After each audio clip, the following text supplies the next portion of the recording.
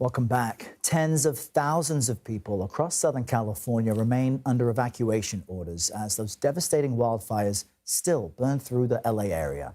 Crews are responding to 4 major fires in LA County and neighboring Ventura County.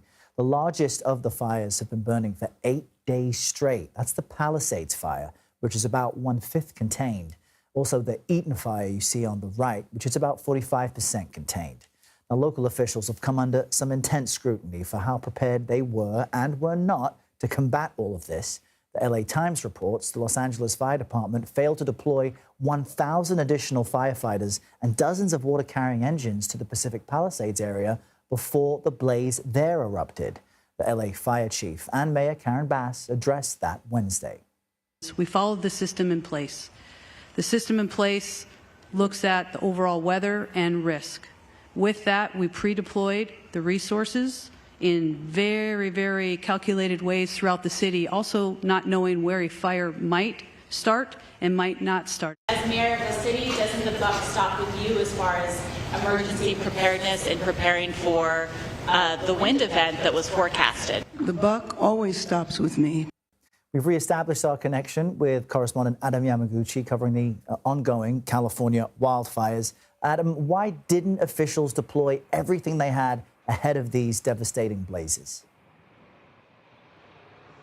Right. That report that you cited from the LA Times earlier, Errol, also indicated that fire officials chose not to put additional firefighters on a second shift, and that only 5 of the over 40 or so fire engines that were available were pre-deployed. Now, officials from the fire department say that they took the right strategy. They defended their decisions, and that ultimately those additional resources would not have stopped the fires because they were so intense.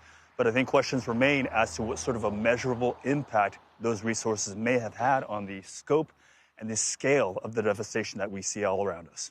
Adam Yamaguchi, we appreciate your reporting. Thank you.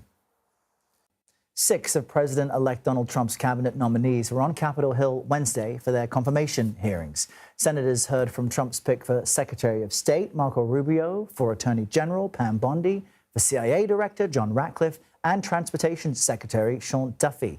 The President-elect's nominees for Energy Secretary Chris Wright and Office of Management and Budget Russell Vought were also on the Hill. Here are some highlights.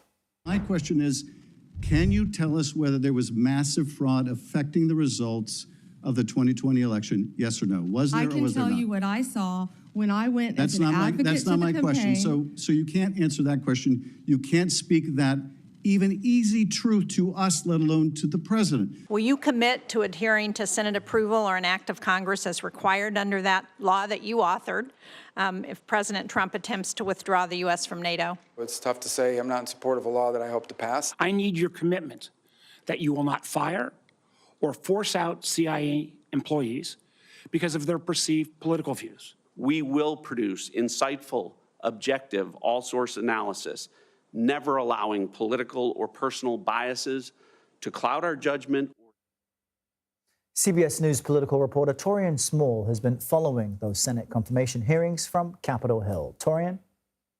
Senate Republican leadership seemingly looked to fast-track Donald Trump's incoming administration by putting together about 6 hearings for some of his cabinet picks. This wasn't as contentious as the very heated grilling of Trump's defense secretary nominee, Pete Hegseth, yesterday. And many of the folks who sat before lawmakers today saw quite a bit of bipartisan praise for their performance today and their potential leadership in their significant or respective roles. That also includes Marco Rubio, a former lawmaker, and also John Ratcliffe, a former lawmaker, set to head up both the State Department and the CIA, respectively. It was Pam Bondi, Trump's pick to head the Department of, or to be Trump's Attorney General pick, that saw the most pushback from Democrats. A lot lot of them